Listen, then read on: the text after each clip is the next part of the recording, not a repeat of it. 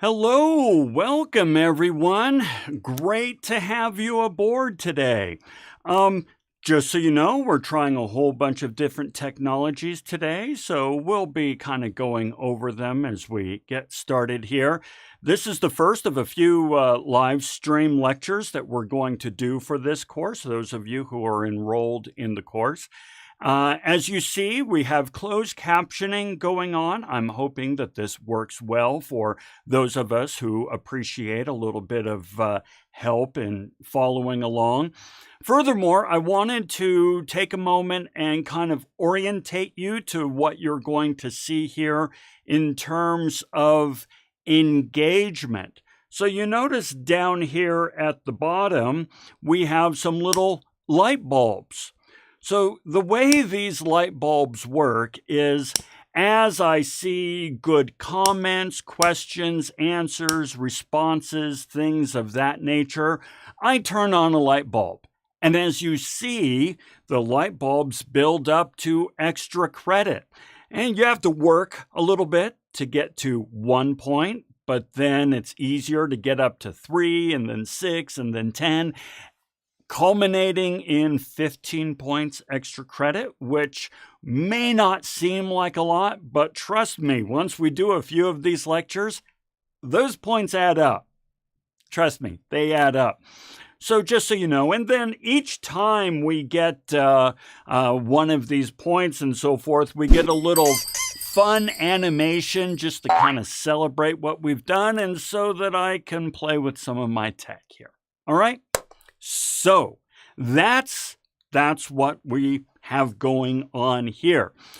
Now, real quick before we get started, I apologize. It's going to be a long lecture today. I know that's rough. I get it.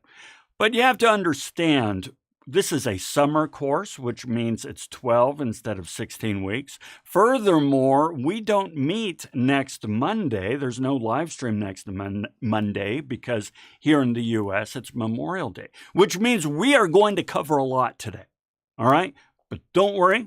I'm going to do my best to make it interesting. We'll put in some stretch breaks and all that good stuff, and we'll make this work out. All right? Okay, so with that, let's go ahead and jump into the lecture. There is nothing wrong with your television screen. Just give me a moment.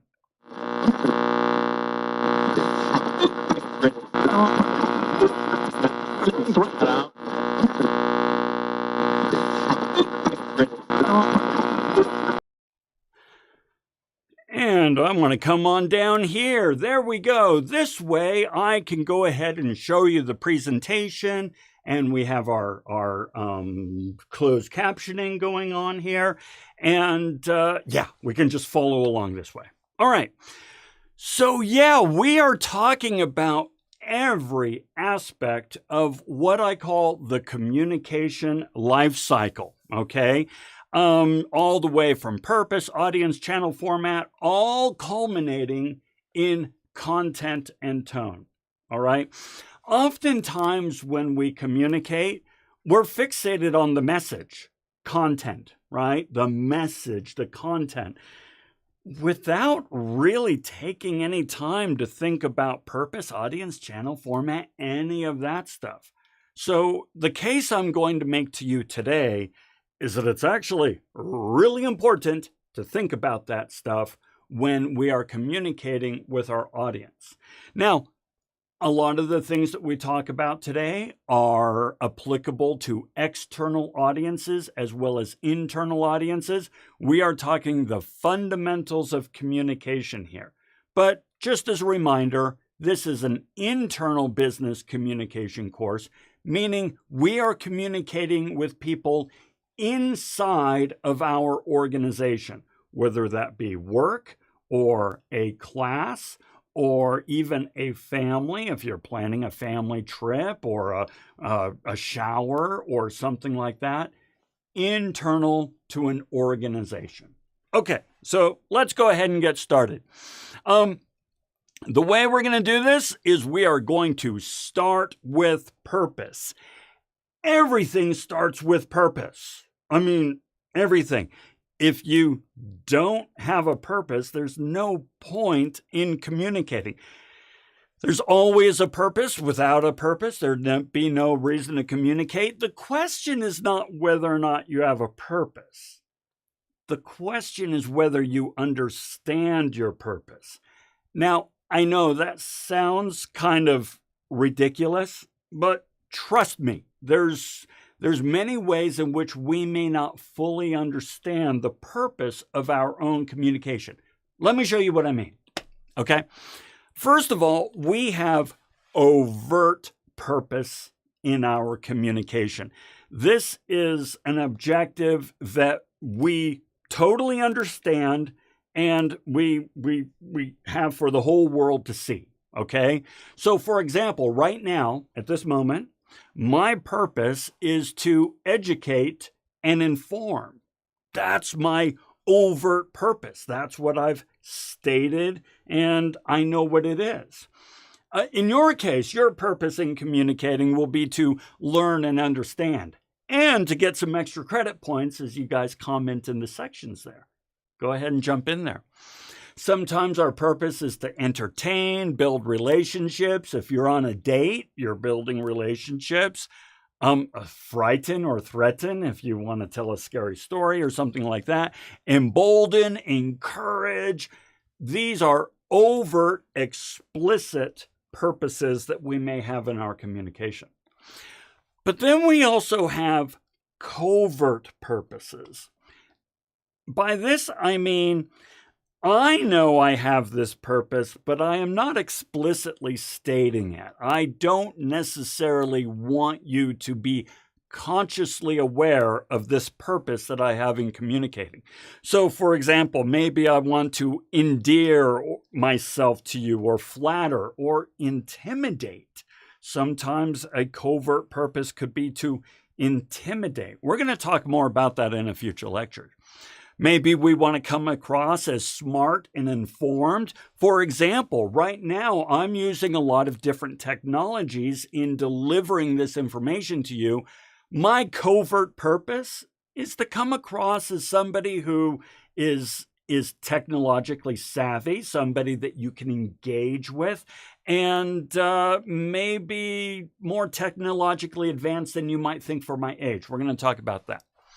Come across as engaged and attentive. So pretty soon I'm going to see some comments from you. Come on, jump in the comments. You get extra credit.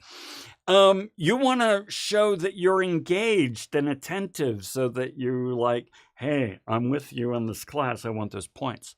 Feeling good about yourself, demonstrate submission or defiance. These are covert purposes.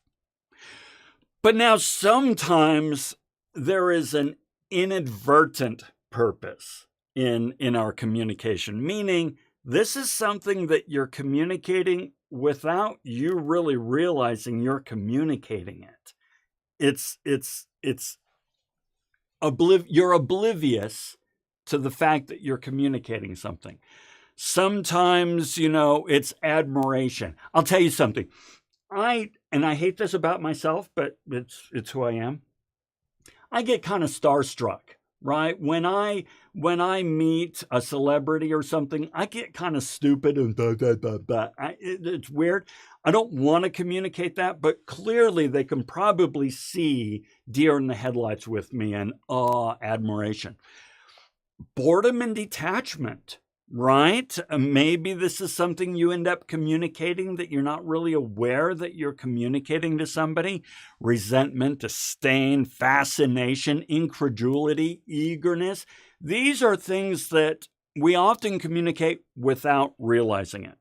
So this is what I mean by it's not a question of whether or not you have a purpose. It's a question of whether or not you understand your purpose and you're communicating it effectively. Okay. Now, when it comes to this class and internal business communication, here is a high-level definition of the purpose of communicating. Okay, and we're going to actually work through this a bit. It is to inform, influence, and affect the attitudes, feelings, and behaviors of others and ourselves for a desired outcome. All right, let's work through this. Inform, influence, and affect. No matter what your purpose is in communicating, you want to affect something. Right now, I am attempting to affect your understanding or your fascination or your interest in communication. I'm trying to give you the information you need to do well in the course, well in the project, and well in your careers and so forth. So I am trying to inform, influence, and affect you. You're trying to do the same to me. I'll show you here in a moment. Attitudes, feelings, and behaviors. These are the things that we're trying to affect. We want somebody to do something. We want somebody to feel something, or we want to do and we want to feel something. So we encourage the person to communicate such with us. We'll be going over an example. Of others and ourselves. Communication is a dialogue. It is not a monologue. Okay? For a desired outcome. All right, let's work through this in an example, and we'll use this dude, a lecturer, as an example, okay? So, I'm a lecturer in this particular case. I'm trying to influence you, my students. How do I want to affect you? Influence you. I want to explain the principles of business communication and give you examples and demonstrate their uses. Okay, but I also want to be influenced by you. I want to observe your responses, and in observing your responses, I can modulate the material, I can change the material, I can go into greater depth on some of the material, I can change, everything you see right here is because of responses I've gotten from students. So I want to be influenced by you. I want to be influenced by you. Now, you as the students, you want to influence me. You want to influence the lecturer. You want to ask probing questions. You want to apply the principles, and you want to do the assignments so that you get the points. So you want to influence me. On the other hand, you also want to be influenced by me as the lecturer. You are paying for this. So you probably want to be influenced to some degree, right? Noah says, I like that communication is a dialogue, not a monologue. Exactly. We're not talking manipulation here, Noah. We're not talking manipulation. We are talking about discourse here. Very good. Okay. Hey, you want to be influenced by me? You want this stuff so that you can succeed in the real world, do well, apply this to business, stuff like that. Okay. Now, the desired outcome for me is I want to influence the students. I want you to learn and apply this. I want you to feel entertained and emboldened. I want you to challenge preconceived notions and explanations that maybe you've heard in the past. And I want you to view me as credible. I know I'm in the way, so you can't see that, so I'm not very credible. But you saw it there in the closed caption. On the other hand, you guys, I want to feed off the energy in the room. This is my objective. This is the desired outcome for me as the lecturer, to be influenced by you. I want to gauge which explanations seem to work and demonstrate the principles most effectively. And I want to riff off you guys, right? Noah gave an example there, and so we go ahead and we riff off each other just like we would in a Twitch or something like that. Okay, very good. Now, desired outcome of you guys. You want me to give you points. Give me the points. That's why you do what I ask you to do. You want the points. You want skills for the workplace and so forth, right? And what it says here, You want me to give you recommendations or write references for you. Later on, you're going to be applying to jobs or to bachelor's programs, master's programs, and you'll need some recommendations. You'll want that from me. You want to be influenced by the lecturer, right? You want to understand the expectations around the points, and you want to acquire new skills. So all of this is just a demonstration that we are working together. We are both seeking to influence, and we are both seeking to be influenced, and there's nothing secretive about it, even when we have our covert purposes, right? Okay, I like this quote from Stanley Fish. He wrote a book called, I think, How to Write a Sentence. Yeah, he wrote a book, How to Write a Sentence. People write or speak sentences in order to produce an effect, and the success of a sentence is measured by the degree to which the desired effect has been achieved. And so, what is the measure of my success as a communicator giving you sentences? I believe it's how well you thrive in your careers. Now, I could say it's how well you do in the class, but I like to think I'm offering skills and insights and principles that help you in your careers, not just the classroom. So that's kind of how I gauge my success. Okay, so that's purpose. Everything starts with purpose, all right? Oftentimes when we get into our projects and so forth, you'll ask questions, and oftentimes I will respond with, all right, remind me of the purpose. What is your purpose? Because purpose decides the audience. Purpose decides the audience. There are 8 billion people in this world, but if your car breaks down, which of the 8 people are you going to call to ask for help? Well, all of a sudden, your purpose, come help me, my car broke down, has narrowed the audience down from 8 billion to maybe 10 people. There's maybe 10 people you can call and ask for help. So you see, the purpose, help me, my car broke down, drove the question of who should you call? Who is your audience? Now, it's really important, and I mean really important, that we think about our audience carefully and we really understand them. So let's do a deep dive into an audience. First thing we're going to talk about are demographics. All right. Demographics, you've probably heard the word. We're going to do a little exercise after to kind of play with that. Demographics are characteristics that are easy to immediately observe and measure. I mean, right now, we're on a live stream, right? But you can observe and measure my demographics really easily. You can see that I'm an old, white, I will share with you cis male. It's not easy to observe and measure in normal situations, right? My ethnicity is I'm Germanic, German on my father's side, Scottish on my mother's side. Education, PhD, and economic circumstances, I have enough money to own a Frenchie. They're expensive dogs. Expensive to buy and then expensive to take to the vet. Demographics, easy to observe and measure. And if we were in an in-person classroom right now, I could look around the classroom and I could, to a fairly high degree of accuracy, observe and measure your demographics. Okay, well,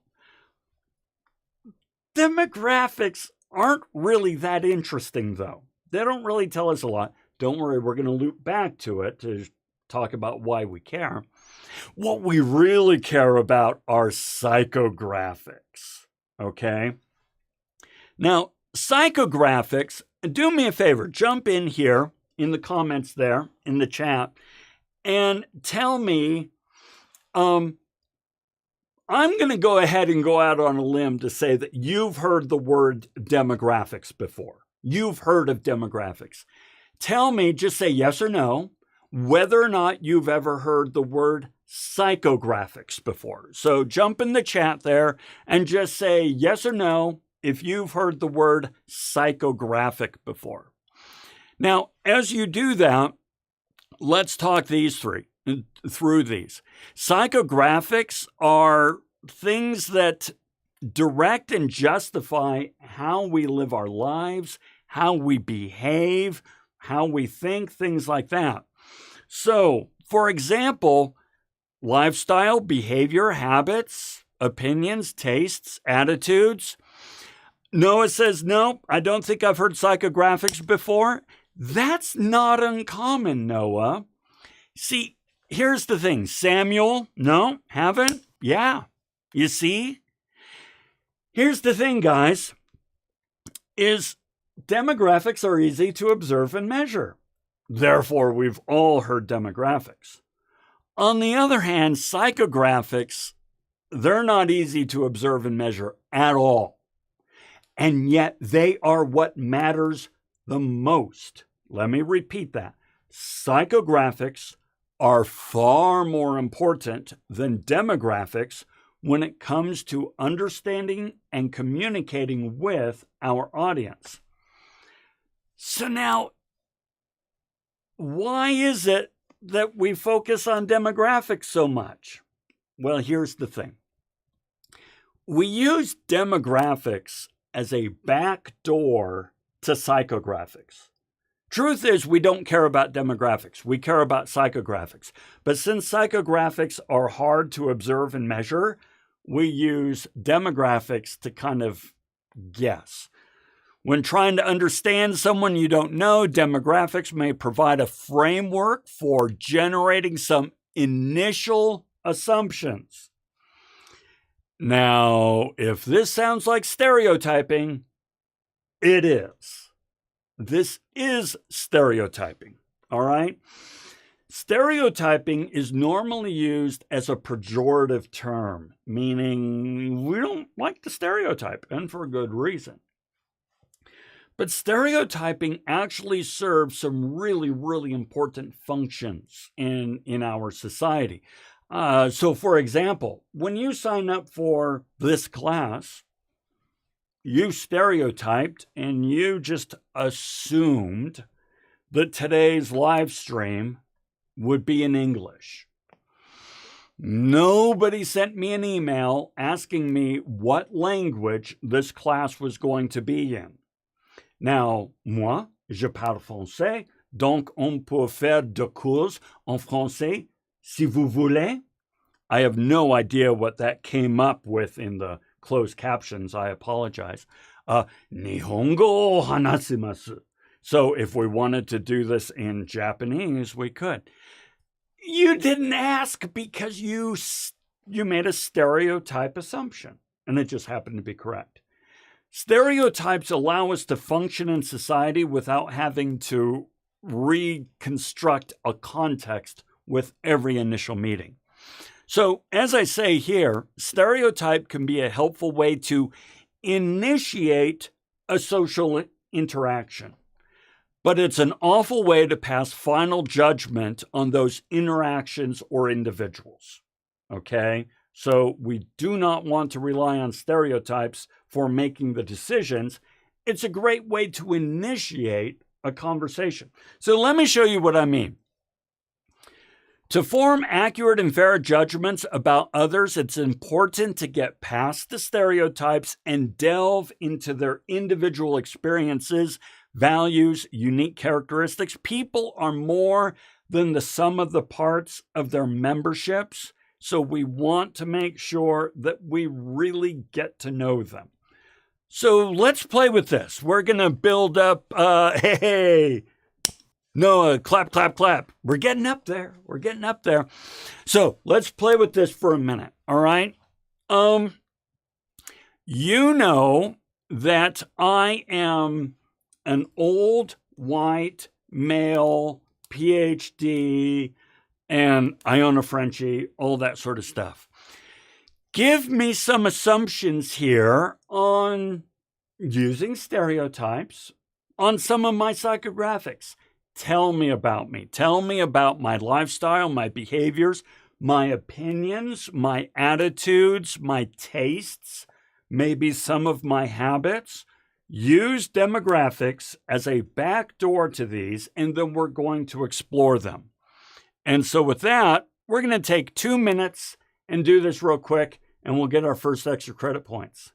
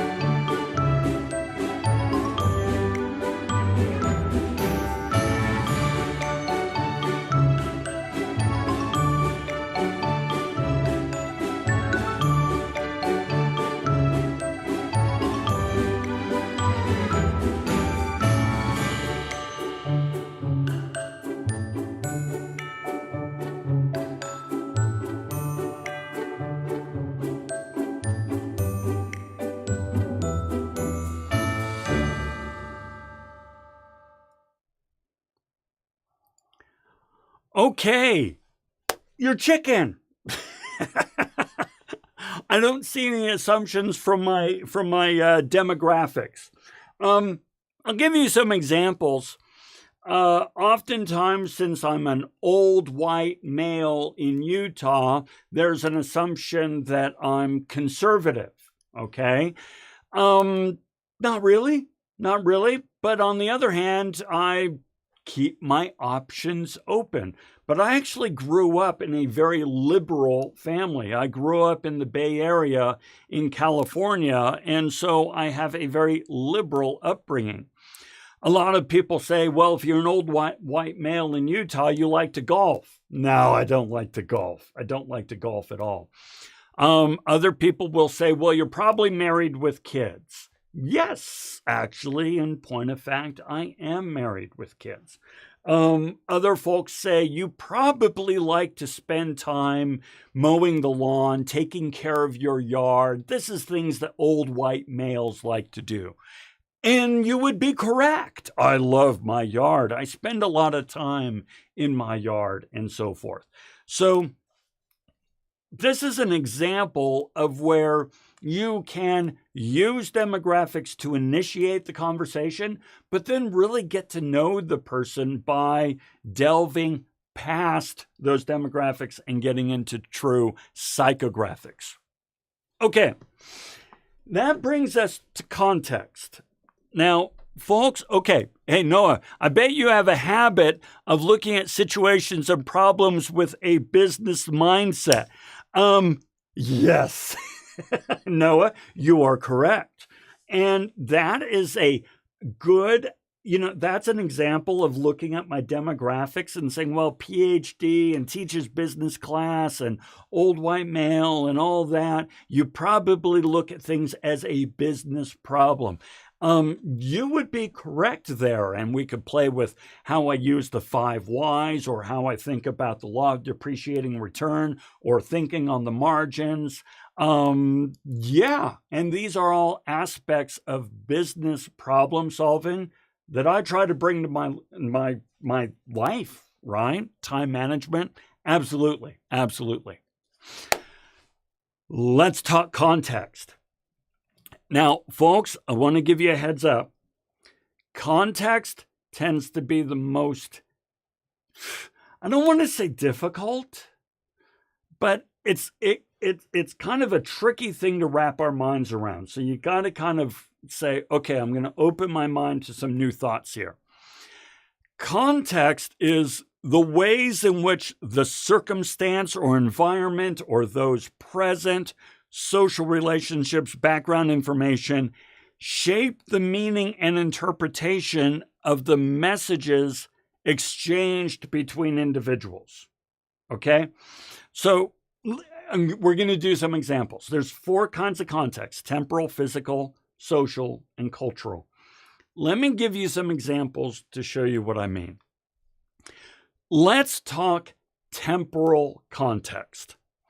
Temporal context is the ways in which time and space, such as the time of day, shape the meaning and interpretation of messages exchanged between individuals. For example, we've got ourselves a class at 8 a.m. on Monday. 8 a.m. on Monday. That's kind of hard to get the brain going 8 a.m. on Monday. Therefore, I, as the communicator, need to understand that my students, you guys, you may not be firing on all cylinders through no fault of your own. It's a temporal context. 8 a.m. on Monday. Or asking somebody to stay late at 5 p.m. on Friday. So my wife works in the medical industry, and now and again she's asked to stay 10, 15, 20 minutes late on a Friday. Well, asking somebody to do something for you at just about any other time is fine, but 5 p.m. on a Friday, the temporal context says that's going to kind of make the person die a little bit inside, right? So this is an example of where the time of day affects how the message is received. Okay? So then we have physical context. This is how the physical location affects how the message is received. So for example, right now you're attending a lecture over live stream. This is hard. I get it. Okay? It would be easier if we were face to face. On the other hand, I maintain that the way that I'm doing this is better than if we just set up Zoom. That's what I like to think.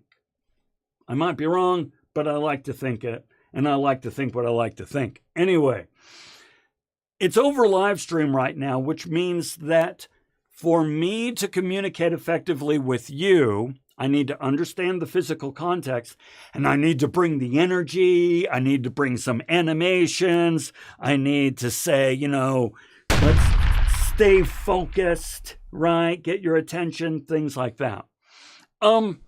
Checking your texts in a movie theater. Well, right now you're checking your text, and that's just fine. You have your phone available, and you're checking your texts now and again. All right, that's fine, whatever. In a movie theater, same action, different location, it would not be received well. That's physical context.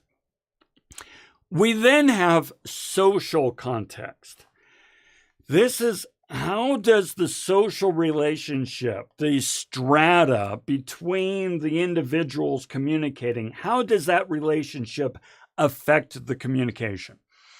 So, for example, rather live stream than Zoom, Noah, that's awesome. And hey, our first one. We've now got our first extra credit point. It's going to keep building. Keep the comments coming. I'm glad, Noah. I'm glad that's working for you. Right now, I'm the professor. Now, when I say right now, it means like I'm only a professor during this period and maybe even during this summer. And you're the student. It could very well be that later on, after the semester, our relationship changes. I'm no longer the professor, you're no longer the student. And so the social context change. However, right now, I'm going to talk and act like a professor, and you're going to talk and act like a student in our communications because of the social context. It's this way with parent and child. You always are aware of that social dynamic, that relationship, manager, employee, things like that. And then finally, we have cultural context. Cultural context is how the distinct values, beliefs, and communication styles and experiences of differing groups affect the meaning of the communication. Now, yes, this can be like international culture, like American and Chinese. When Americans and Chinese work together, the cultures are so different that there's a lot of misunderstanding and not always easy to communicate. On the other hand, I'm turning on my fan. There we go. It can also be generational, right? Between, say, boomers and Gen Z, right? There's a lot of, boomers are always blaming millennials and Gen Z, and millennials and Gen Z are always blaming boomers. By the way, they're all fine, right? We just love to blame other people. Anyway, that affects the communication dynamic. Democrat and Republican. I got news for you on Democrat and Republican. They both love America. They both love America. However, they have different values, beliefs, communication styles, experiences, and so forth, and that makes it difficult to communicate. So this is an example of a cultural context. Okay, so bear that in mind. Now, power of context, by the way, and actually, I thought of one earlier today that I fell into for social context. Okay, I'll give you an example here in a moment. So I'm going to show you the power of context. So, one time in a class, I said, hey, write a quick letter to your grandmother, a quick note to your grandmother to demonstrate a writing thing. And a student asked, how many words? You've never once written a note to a grandparent or a mother or a father or an uncle and thought, how many words? It was because they're a student talking to a professor that the question of how many words came up. Same thing. There's an assignment you'll have to do later on about writing an email, and a student asked, does this email need to be an APA? Well, on the surface, that is a ridiculous question. However, since it's a student to a professor, they're not thinking email, they're thinking college assignment, and college assignment doesn't need to be an APA or MLA or what have you. The one I thought of the other day, and I didn't add here, is years and years and years ago, I was living in Japan, and I had a hernia. And so had to be operated on. So they take me into the hospital and set me up on the table, and all the nurses and doctors are all working around it. And it's a Baptist hospital in Japan. I know, go figure. And they speak good English, this particular crew. And the doctor comes over, looks down at me and says, we're going to pray.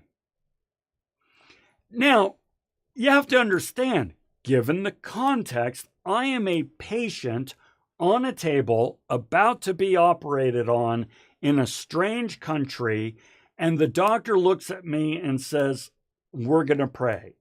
The context made me go, holy crap.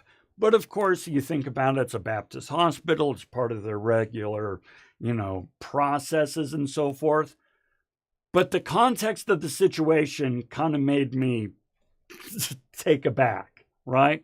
That's the power of context. Yeah, woof, right? You're right, Noah, totally. It's like, crap. I was freaking out. Okay, let's keep going. All right. Purpose decides audience. Audience decides channel. Now, before we get into this, I'm going to take a moment. Let's take a stretch break because we've been going now for 40 minutes. Oh, and I get tired. You know, one of the things I do, guys, is I have this whole setup here, and I'm sitting on a stool because I want to be upright. I want to be engaged. Now I can stand. I can do that. But the stool makes sure that I'm up and straight and so on and so forth. But I'll tell you what, it gets uncomfortable. But that's all right. Oh, stretch. Always feels good. Okay.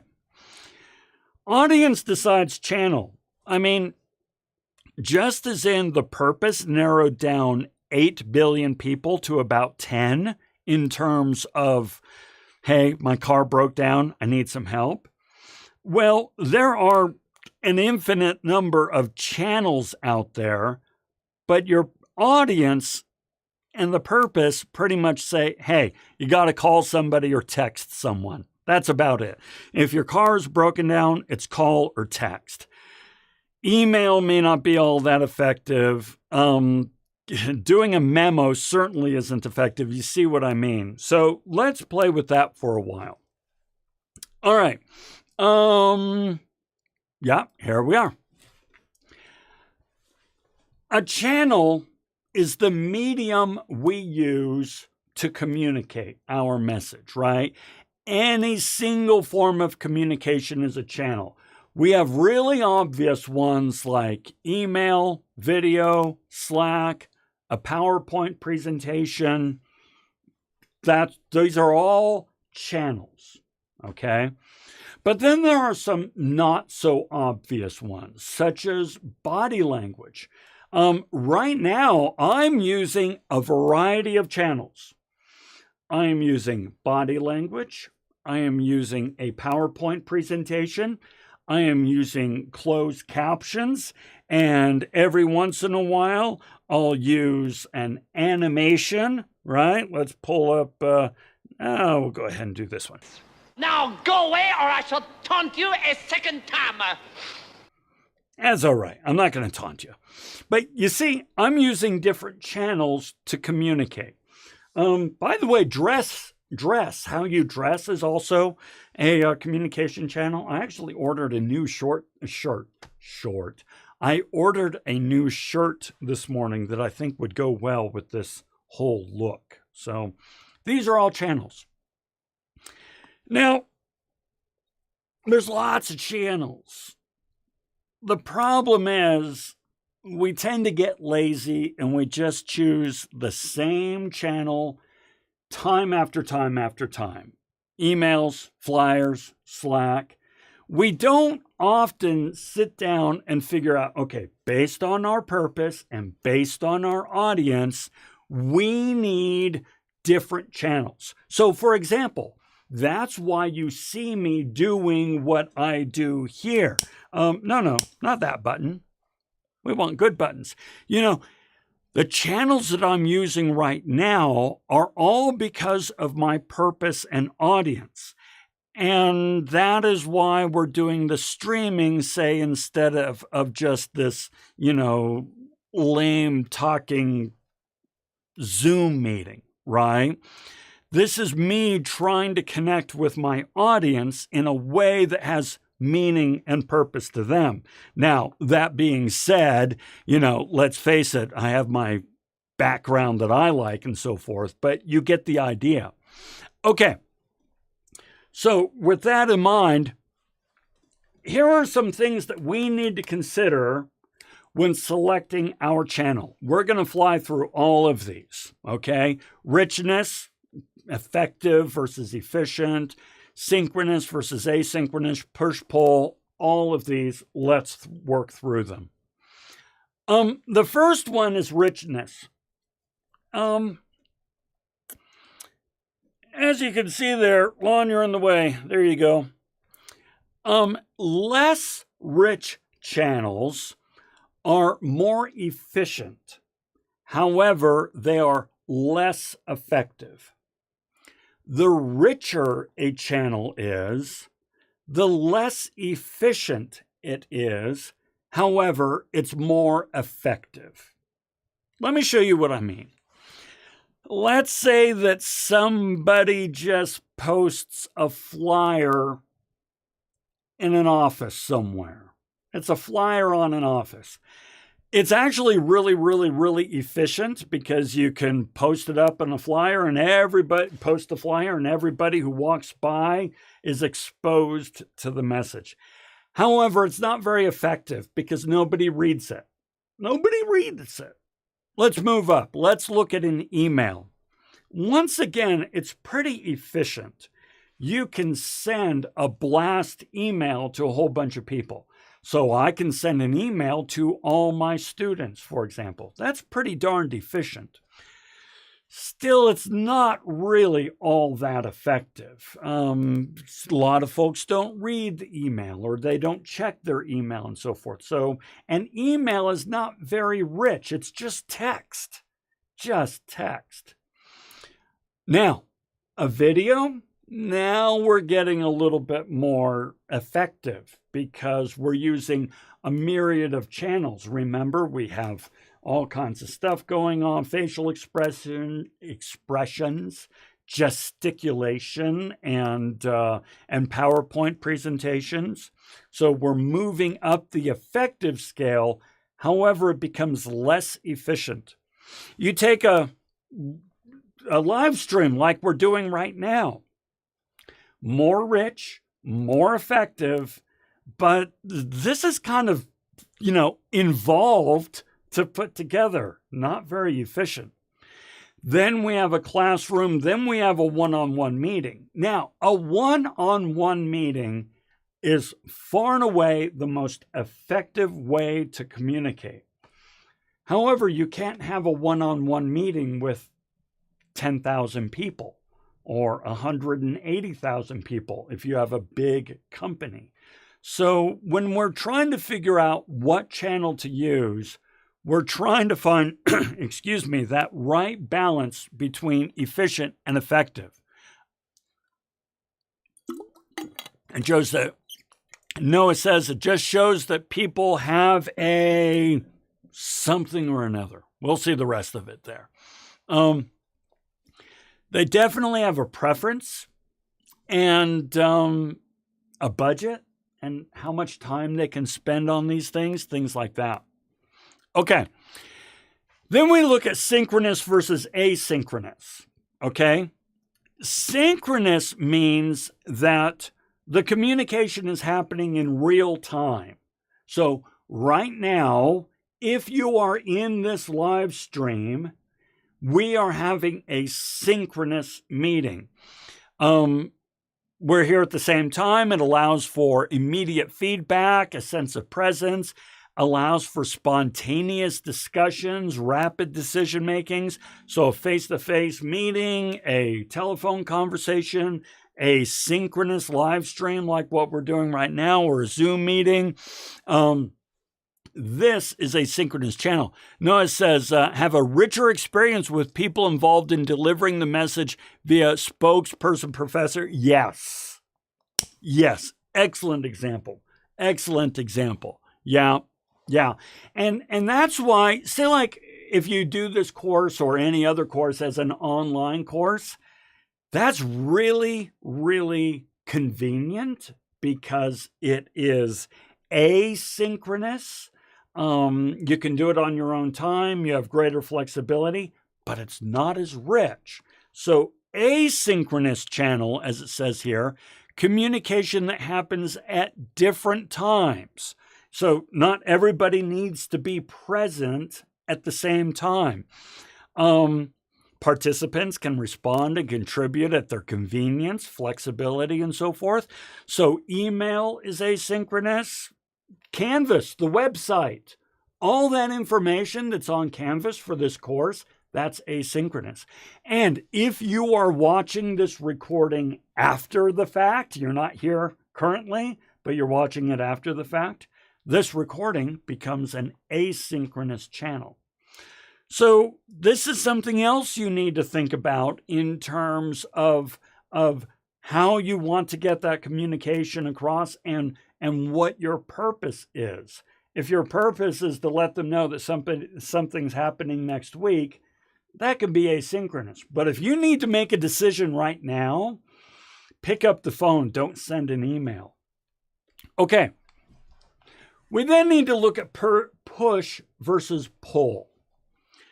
A push channel is a communication that is sent out to the audience without any involvement on their part. Okay, the audience can be completely passive. No real action is required on their part to receive the communication. So you'll get an email, you'll get a phone call, or a text message. These things are pushed out to you and your devices, okay? You don't need to do anything on your part. You don't even need to know that it's coming. On the other hand, a pull channel is when you have to actually go out and retrieve the information. So when you go to social media, you are going out and retrieving information. When you're going to Canvas to read the assignments or to watch the videos, you are going out and retrieving that information. You have to actually go out and pull it in. Now, the thing about a pull channel, though, is you have to know it exists, okay? If you don't know that it exists, then putting information on a pull channel is meaningless. You can publish 200 videos to a YouTube channel, and if nobody knows that YouTube channel exists, then you'll get 0 views. On the other hand, you can make just one video and push it out to your distribution list, and you'll probably get some views. Okay. Then we need to look at reach and frequency. Okay. Oh, I should have changed the, let's see if I can still change this. And I'm going to come over here, raise that up. Yeah, that's a little better, right? You can read that better. Okay. Reach is the percentage of the audience that receives your communication. So, for example, right now we have 6 people with us. We have 6 people online with us. However, we have about 16 people enrolled in this course, which means that my reach is only about, 35, 40%. I'm not good at math, but you see what I'm saying. Now, that's no problem for those who are not here because they can get the information later. They can treat it as an online course. They're going to be fine. But that still means that if I make any announcements here, or if I add any insights that might be important later on, my reach is only 40%. I'm not going to reach my entire audience, which then means we need to look at frequency. Frequency is how many times do you communicate with the audience? So, for example, I can send out videos, I can send out emails, I can send out live streams, I can send out student examples, I can send out emails reminding students what is needed and so forth. I am communicating the same message many times so that eventually everyone, or at least hopefully everyone, will get the message and eventually take action. We rarely take action after receiving a message just once. So as you see here, if I have a total population of, I think there's 20 squares here. Some of them I was able to send the message out 3 times because of frequency. Some got the message twice. Some got the message 3 times and or once.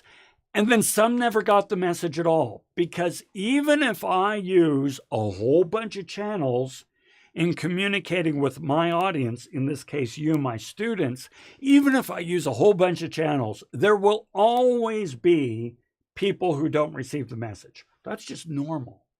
So that's why we really focus on reach and frequency to try to reduce that number as much as possible, those people who don't receive the message.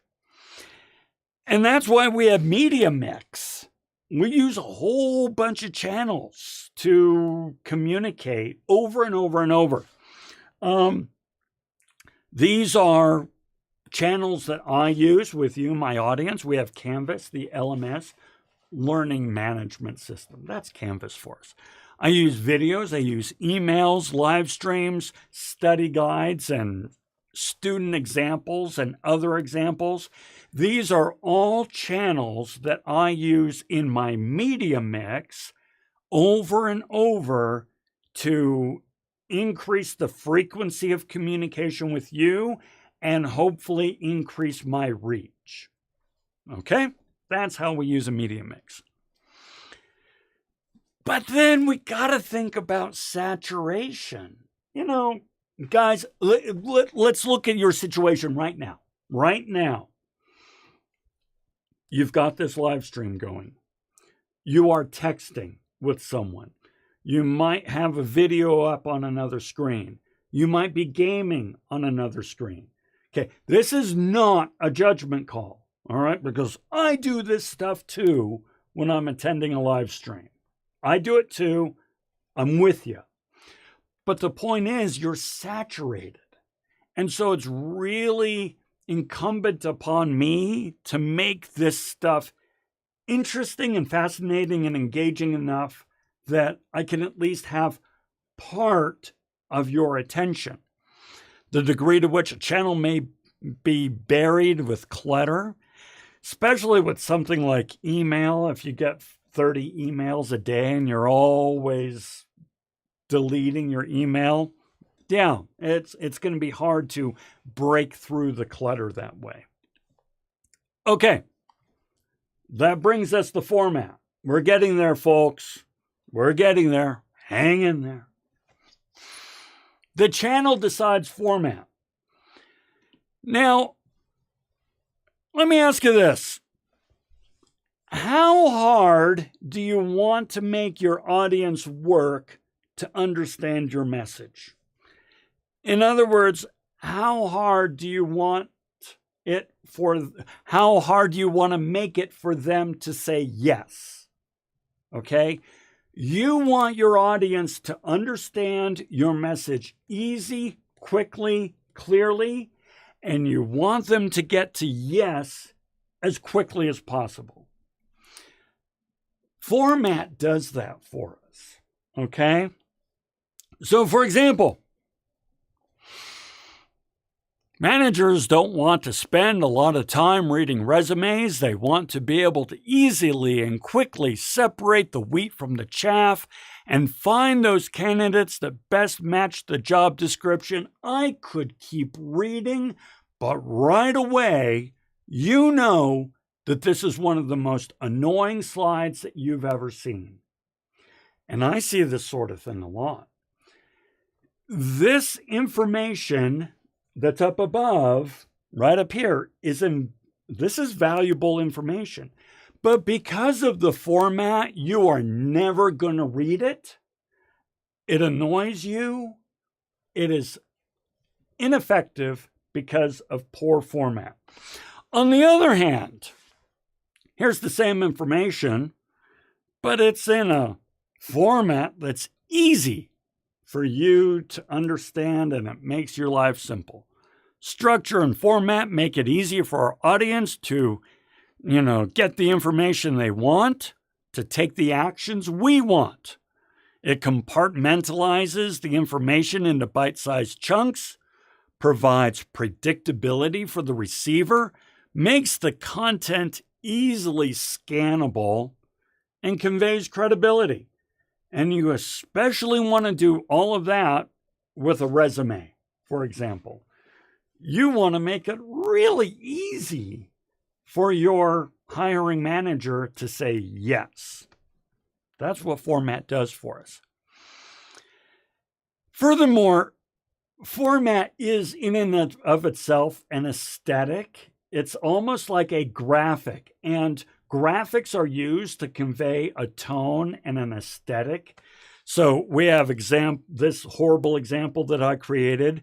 This website, there it is, over here. It's actually a real website. It's still out there. This is what the web used to look like for people like me when the web first came out. That does not convey credibility in any way, shape, and form. So you need to treat your format as a graphic. So for example, what you see here, this is me using the format of what we're discussing as a graphic in a way that conveys credibility, clearness? No.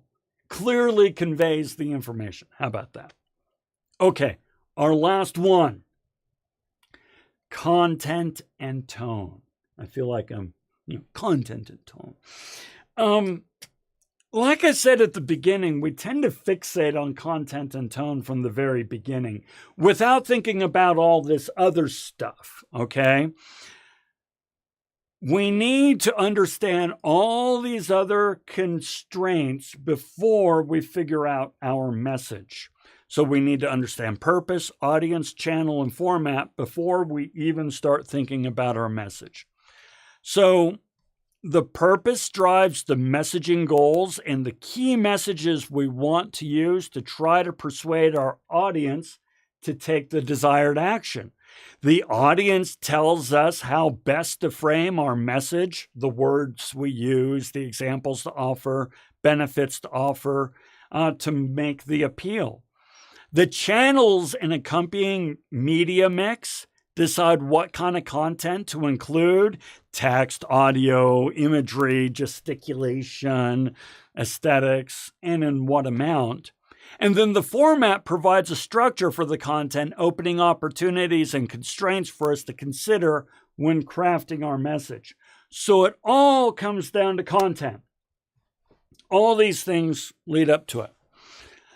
So when you are conveying your message, you need to first ask yourself, what do you need your audience to know in order to take the desired action, right? So for example, I wanted you to attend this live stream. You can't attend the live stream unless you know there's a live stream. And so I put an announcement in Canvas, which generated an email. Now, by the way, in looking at our attendance, it's pretty clear to me that I need to use additional channels to get that information out there. Okay? So what do you need your audience to know? Then, what do you want your audience to feel? Because nobody ever takes action unless they feel like it is the right action to take. And then ultimately, what do you want your audience to do? What is the call to action? What do you want them to actually do? Okay? Now, in all of this, you want to answer the question, what's in it for me for your audience? Your audience is not going to do anything you ask them to do unless they feel like there's a benefit for them in doing it.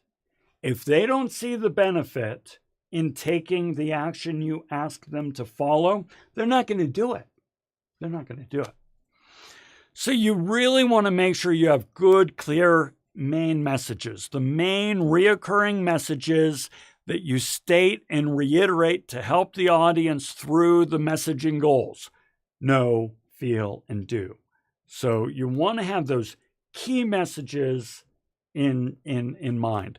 And my key messages over and over has been purpose, audience, channels, format, and content and tone. One leads to the other. You need to understand one in order to do the next, and it constraints down your funnel. These have been my key messages throughout this presentation.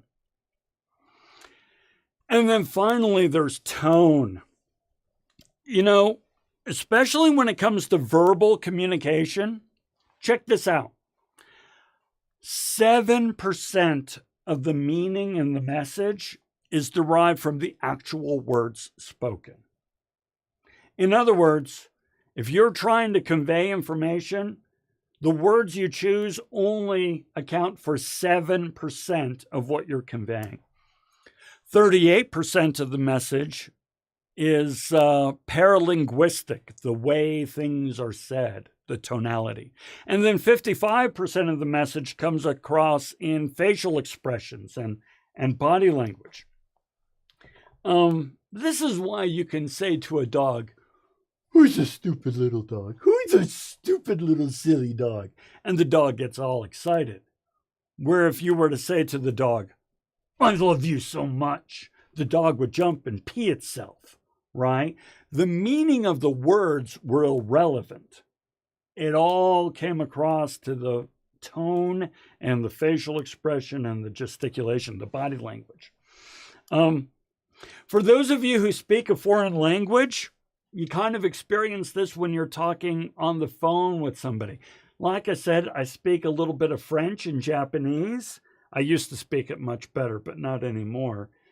If I'm speaking face to face with somebody in French, I can figure it out for the most part. But if I'm on the phone with them, oh, it's hard because I'm missing those other elements.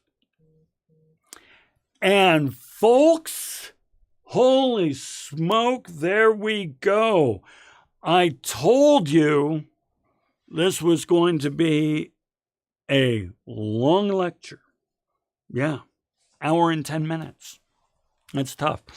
I'd love to see more interaction. Now, granted, we've only got 5 people with us right now, so it's hard to give the interaction. Noah, you've been a trooper, right? You've got our light bulbs up there. Let's see. Everything changed. Oh my gosh, yes. Everything does change when we're talking on the phone. Absolutely. Yeah, absolutely. Yeah, when, oh gosh, when I was living in France, I thought I could speak French and then I would call somebody and I realized I didn't. So absolutely. So we've got an extra credit point or so. Do me a favor. Send me an email. I'm going to write this in. Send an email saying, "Here." All you have to do is send me an email and just say, "Here." That's all. That way I know that you're here. Obviously, Noah, you've been participating. I know Samuel has been here, but I don't know who else is here. So just send me an email saying, "Here," and we're going to get you some extra points there. And I can now lower this on down. There you go. Not quite as seamless and elegant as we might like, but it does all right. We're all set. Now, you have some assignments this week, so you'll want to jump onto those. We have a little bit of extra time, so you might want to take that and start working on those. I am going to stick around here for a few minutes, so if you have any questions or anything you would like to discuss at all, let me know. If it's something you don't want in the recording, we can move over to a Zoom meeting so that we're more private and you'll be in good shape. Otherwise, everyone, fantastic. Good for you for sticking through this. And until we talk again, have a fantastic day. And if you have any questions or comments, I'm here for the next couple of minutes. And it looks like this closed captions kept up with us pretty well. I'm glad to see that. You bet, Michaela.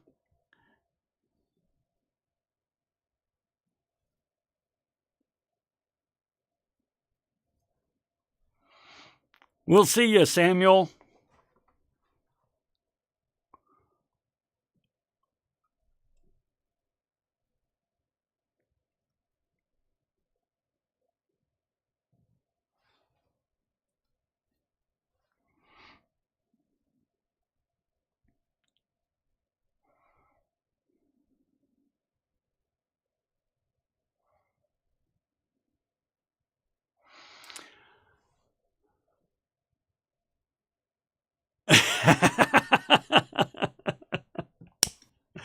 crazy when I was speaking Japanese and French, huh? Not surprising, right, Noah? Not surprising at all. Yeah, the write-up when I started this program here said, hey, by the way, it's going to come up in English. Don't try to speak any other languages with it. It's a free service, although they'll take donations, and I'm going to send them some money because I think this worked out quite well.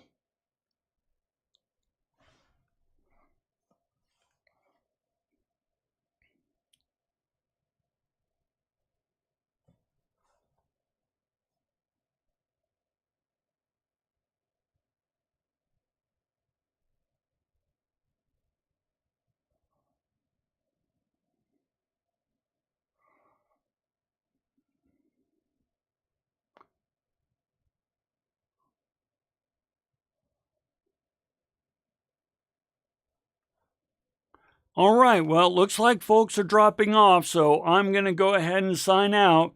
You guys have a great rest of the day, great rest of the week, and we'll see you not next week, but the week after. Memorial Day is coming, right? Yeah, hey, you too, Noah. Have a great week. We'll see ya.